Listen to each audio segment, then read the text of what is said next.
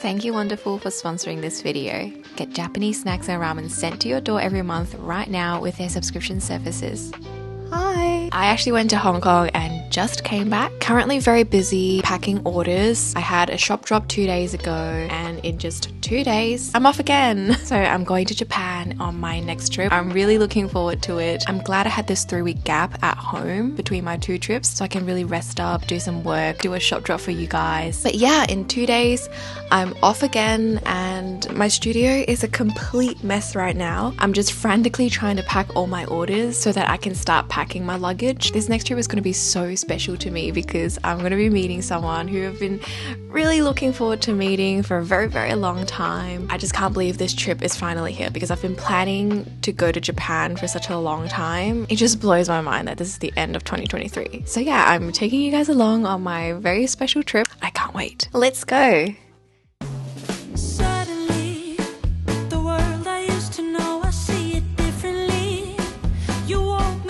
Dream, now here's reality. Baby, baby, you are really hurting me.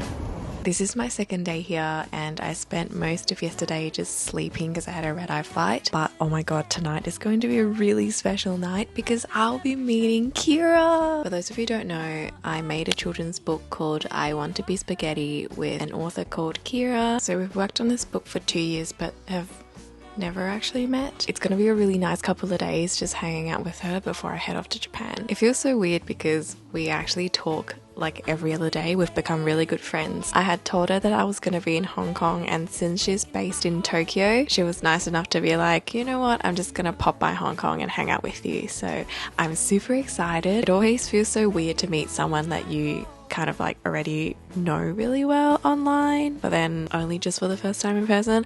I don't know, it's gonna be great. So that's happening tonight. I'm a bit tired but also just can't really rest because I'm so excited to meet her. Baby, you are really hurting me. Who is she? How can you reject me so damn easily? Who are you and what are we? Baby, baby, you are really hurting me. I know you play your part, but baby, it's breaking my heart. How could I know? If you don't need me, just let me know and I'll go. I know you're playing your part, but baby, it's breaking my heart. So Kira has left Hong Kong and it was a really, really, really nice 5 days of just getting to know each other. It was just so amazing because she's just like how she is online. The whole experience was really wholesome. We ate a lot of really good food. I think her being here prompted me to do like a deeper dive into our local foods that I normally wouldn't do because I've lived here for so many years. So yeah, that was really nice and she's left now and I'm not too sad about her leaving only because I'll be meeting her again in a few weeks. Actually no, it's only in 2 weeks time. I'm currently packing for a 2-week trip in Japan. I'll be exploring around Shikoku first and then after that I'll be in Tokyo with Kira again. So we're going to be reuniting and this time it's going to be in where she lives so she gets to take me around and everything. It's going to be really fun. I feel like the last few months I've just been packing and unpacking, packing and unpacking and it just doesn't stop, but yeah, it'll be worth it. I'm gonna start packing now and let's go to Japan. And off we go. Starting off our journey at Hong Kong International Airport, we set off to Osaka first. It was late in the evening when we got there, so we basically went straight to dinner. Since we were in Osaka, we took the chance to go to Hachiro for their amazing seafood. Their menu is quite small, but everything on there was absolutely delicious. This paper hot pot low-key gave me anxieties because I just kept feeling like the paper was going to break. But of course it was safe, and oh my god, the broth that came out of this hot pot was the most comforting thing you could ever drink in your life. After everyone was happily fed, we drove to Kobe and started our 1-week-long journey around Shikoku. Look at the view from our hotel. I was very excited about the next place we were going to in the morning. We went to the Uzuno-oka Onaruto Bridge Memorial Museum, which is where you'll find this giant onion and lots of onion themed things. This was so adorable and the view was absolutely gorgeous. I also got a burger there and guess what flavor it was? I'm still thinking about that burger and it was just so nice to be able to sit outside and eat my lunch in peace. And look at him win bags of onions if you grab an onion in the claw machine. Next, we went to Oboke Gorge for their river cruise. The leaves there were just starting to turn red and yellow, so it was such a beautiful view, and I've never seen red leaves before, so I was very excited. The cruise was very nice and slow, and it basically just took us around the gorge. The whole vibe of the cruise was just calm and relaxing. The water was exceptionally clean, and we got to see some fishies that followed us around. The next day was a rainy day, which was probably not ideal for where we were going. We went to the Vine Bridge in the Ia Valley. Now, I'm not particularly afraid of heights, but this bridge was quite scary to walk on for me because the gaps were huge. It was also rainy and slippery. There is an ongoing announcement telling everyone on the bridge to not turn back but to keep walking forward. No, I did not and could not take my phone out to film while I was walking on the bridge, but once you've crossed it, you can catch a beautiful view of it from afar. I'm just so happy to have caught this view when the red leaves were around.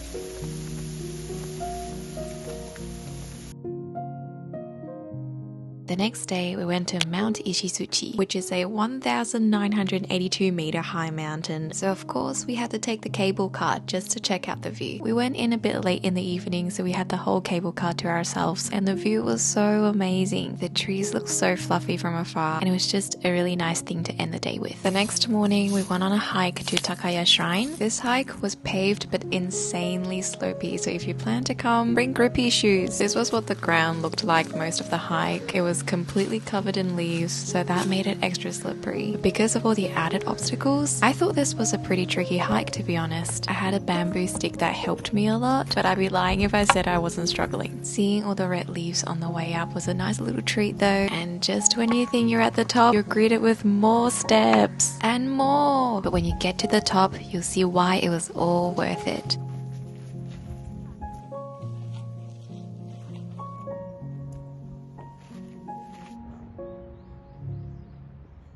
The following day, we went to the Ritsurin Garden. This park was a definition of zen. They had so many beautifully curated gardens, and we ended up spending hours walking in it. You can really tell how much work and effort they put into looking after this garden. Even though there wasn't a lot going around in the park, we genuinely enjoyed walking around it. There was also a stamp rally at the park to help you make sure that you've gone through everything that was there, and once you've completed it, you get a free sticker, which was really adorable. On that same day, we walked 1,368 steps to see the Kotohiragu shrine. Needless to say, I was completely exhausted, so I didn't take a lot of videos here, but here are a few shots of how beautiful it was. If you want to come here though, make sure you have the leg muscles for it.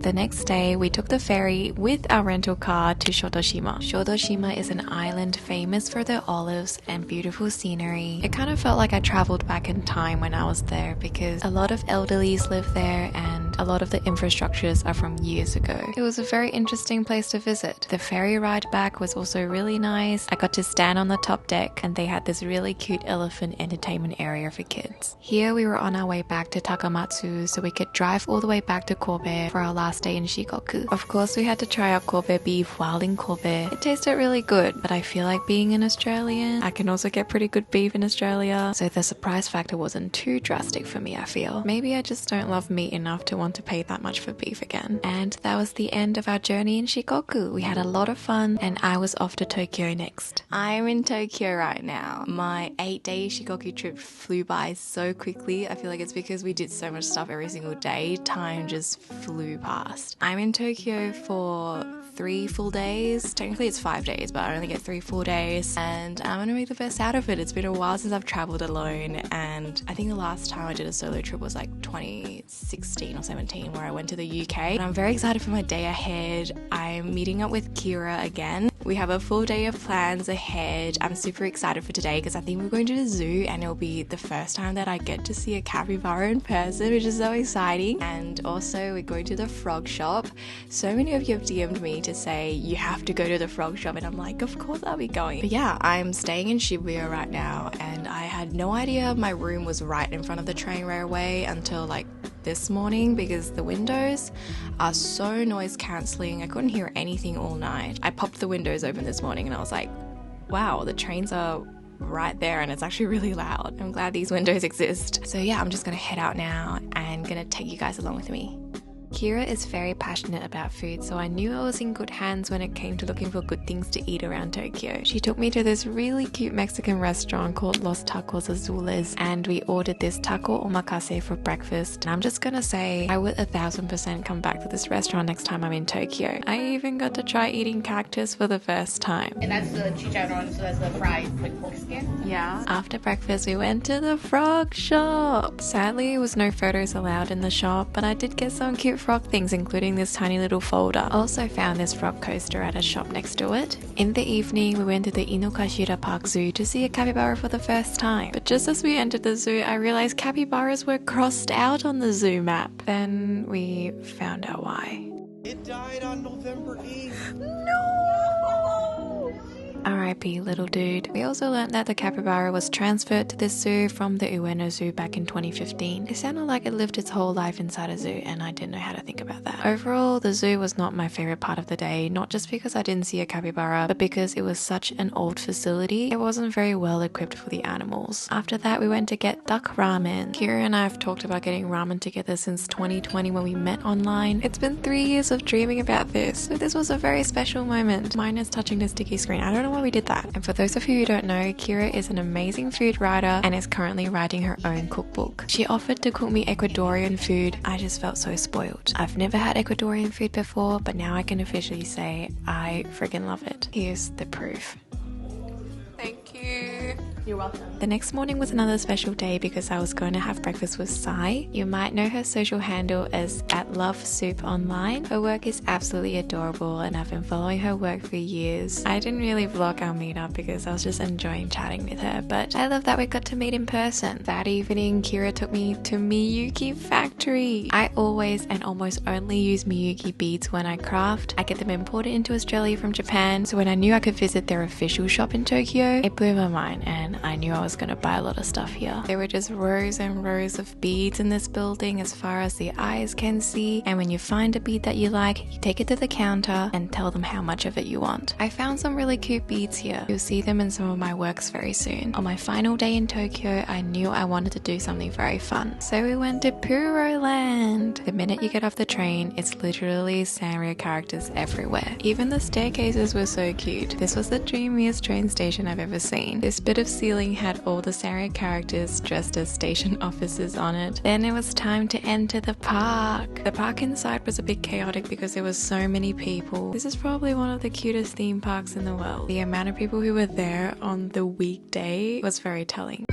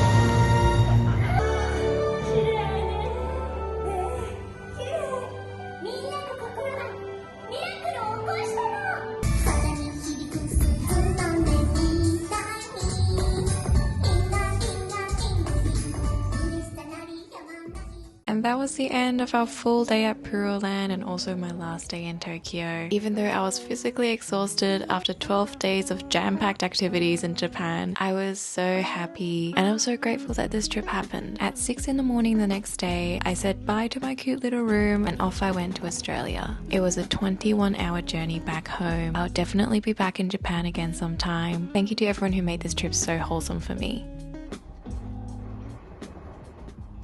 I'm back! After taking a whole month off work and traveling to Japan for 12 days, I'm finally back in Australia. I only just flew in last night, so I'm a little tired and my whole body is sore from all the walking that I did. I'm just so happy to be home and feel like I've done so much on this trip. I just had a really good time, and even though I'm physically exhausted, I feel like I've mentally rejuvenated and I'm ready to work again. And you know, with Christmas coming, the shop's gonna be a bit busy, so it's really good that I've kind of reset my headspace. I'm very excited to introduce some of the new products I've prepared for the coming month. I'm already working on the next shop drop, so stay tuned. New things are definitely coming. And as I've mentioned in the beginning of this video was sponsored by WAnderful. WAnderful is this amazing Japanese snacks and ramen subscription service, and that's pretty much what they do. They send you Japanese snacks and ramen. For people like me who live overseas, especially if you live in like a small city or like in the suburbs, it can be hard to get hold of Japanese groceries. I think WAnderful is a super fun way to try out different Japanese snacks and foods. It really just adds like a little element of surprise to your life every month. I've personally subscribed to Japanese snack services before, but never one that includes ramen. So WAnderful sent me one of their subscription boxes to try out. I am so keen to open it up, especially because I just came back from Japan and I'm already like thinking about all the food that I've had while I was there. I have no idea what they sent me, and that's really part of the charm and the fun of subscribing to one of these services. Here is the subscription box. It was shipped to me all the way from Japan, so it's traveled a very long way. Let's open it up and find out what's inside. I don't know if it's just me, but I can kind of smell strawberries. I really appreciate that they sent this with a brown box, which means that this can be recycled. Wow, there's actually so much in this box. It is packed to the brim. The first thing inside the box that I'm seeing is this pear gummy, and it looks like it's coated in sugar and has a very interesting texture. Let's go through everything quickly before we do a taste test. The second thing we have is some of this fried noodle snack. This one I've had before. It's really tasty and I feel you just can never go wrong with fried noodles. This also tastes really good if you sprinkle it on like salads and stuff. I don't know if that's a weird way to eat it, but sometimes I do that. They also sent some mini asparagus biscuits. I really like the shape of these, and this is a perfect size for if I just needed like a pick-me-up snack in the evening. The next thing in the box are these koala smarch biscuits. This is the chocolate flavored one. I like these a lot, and I also really like their strawberry ones. All the biscuits they do have like this little koala printed on it, which I can appreciate being an Australian. I know what I'll be having as a tea snack today. And speaking of tea, they actually sent some sencha. On the packaging it says Kyoto Yuji, which is, you know, one of the best places to get really good matcha. I love drinking sencha, so very excited to see these. Also, I was not expecting to get tea in this box, so what a nice surprise. The next snack we have are these rice crackers. The packaging is adorable. There's like no way of telling what these crackers look like from just the packaging. So let's try these out later and find out what they are. Next, we've got a few lollies or sweets. We have this tiny little marshmallow. I really love the little marshmallow character on the packaging. He's holding a cup of tea. They also sent some strawberry candies. I've had the ramune flavor version of these, but these are strawberry flavored. I've never tried these before. I just remember really liking these lollies because they dissolve in your mouth and give you like this soda-y texture, and I love that the packaging resembles a ramune bottle. I'm definitely keeping these on my desk so I can snack on these while I work. The next thing they sent is this really interesting Japanese snack. It's called the kinakobo, and this is a very interesting and very simple snack that I've only seen in Japan. I've had this once before a very long time ago, and I remember it being chewy. I think that it's so cool that WAnderful sent this through because this is like a very unique snack that you don't really get outside of Japan, and I feel like it's such a great way for people to like try new things, because I mean this is not the type of things that people would purposely look for in like a snack shop or like a convenience store when they're in Japan. I can see the thought that was put into assembling this box, and we've gone through a bunch of snacks already and the box is still pretty full, so you do get a lot out of each subscription box. Let's quickly go go through the rest so we can start tasting them. The next thing we have are these apple gummies. You can never go wrong with apple flavored lollies. These gummy bags are resealable, so I feel like these are perfect car snacks. I'll definitely leave these in my car. Ooh, the next thing I'm seeing is this box of Pretz biscuits. It looks like this is sweet potato flavored, which I've never seen before. I can see how sweet potato flavor would go really well with these breadsticks. And the next thing we have are these biscuits by Mori. These are chocolate coated biscuits, and it looks like this is a limited edition flavor. There's 11 packs of these biscuits in this tiny box. Up next we have this little slice of cake. I believe this is a kintoki cake, which means it's made from sweet potatoes. This would be the perfect snack to go with the sencha that they sent. Literally, I thought these were the only 3 things left, and I lifted this and there was more underneath. There's so much in this box. This packet of snacks that I just lifted up is a wasabi rice cracker. These look like the perfect movie snacks. You know that feeling you get when the wasabi hits your nose and it really hurts? I kind of like that feeling. And the 2 small snacks that was trapped underneath the wasabi crackers was this packet of peanuts and rice crackers. Simple but always delicious, as well as this chestnut jelly. Chestnuts are probably one of my favorite foods. They're so filling and they've got like this really distinct nutty taste to it. And look how beautifully packaged it is. It looks very expensive. It looks like a fancy snack. Now that we've gone through all the snacks, we've got the ramen packets left. The first thing they sent was this tantan noodle by Nissin. Just from looking at the packaging, this one should be slightly spicy. I'm the type of person that if I like one thing, I'll stick to that one thing. So this really helps open up my palate. Last but not least, we've got this giant cup noodle, and it's soy sauce and mentaiko flavor. I've also never tried this before, and you know what, it's actually close to lunchtime now. Let's try one of these. Okay, because there's so much food and there's only one of me, let's try the few things that I'm most keen to try. I'm gonna make the noodles for lunch, have some tea, and maybe try out these 2 snacks here. Let's do it. I'm just waiting for the water to boil now, so let's try these. Ooh, they smell a bit tangy and they're like tiny little rice crackers. Definitely tastes like soy sauce. Let's try this kinoko stick. The reason that it's like powdery and yellow is because it's soybean powder, and I love how it smells. Kind of smells a bit nutty, which doesn't make sense because soybean's not a nut. And here it is. Let's try it. So it's definitely not chewy like caramel, like it doesn't really stick to your teeth, but it's not crunchy. It's slightly soft and slightly chewy. That's the texture of it. Kind of tastes like peanuts if you've never had soybean powder before, with a bit of sugar. And the sugary taste is not overpowering. I can see how this would go really, really well with tea.